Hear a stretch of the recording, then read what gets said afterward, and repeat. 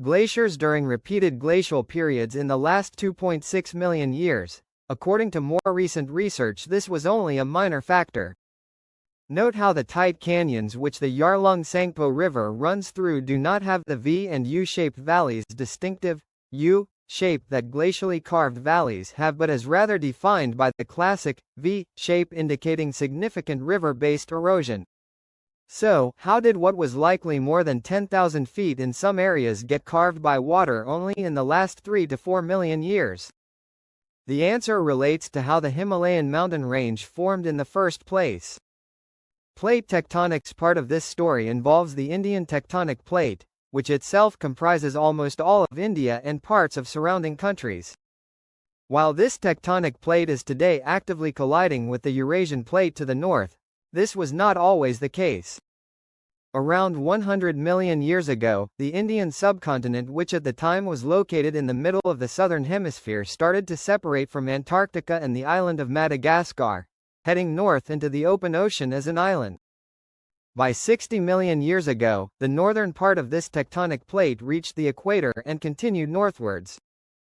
Finally, 50 million years ago, the Indian subcontinent began colliding with the Eurasian tectonic plate in what is known as a convergent collision. Not only did this force the Eurasian plate and significant volumes of adjacent limestone upwards, but it also caused the subducting Indian plate slab to snap off. The Himalayas continued to be constructed over the following tens of millions of years, with Mount Everest rising by 8 kilometers elevation during the last 30 million years. However, the region which marks where the Yarlung-Tsangpo Grand Canyon would form was initially only a gentle sloping river valley. While this river valley already existed along a low point between two compressed blocks of material, something suddenly changed around 2.5 million years ago. All of a sudden, a localized section of the Himalayas began uplifting at a far higher erosion rate than its surroundings, at a rate of approximately 3 meters a century.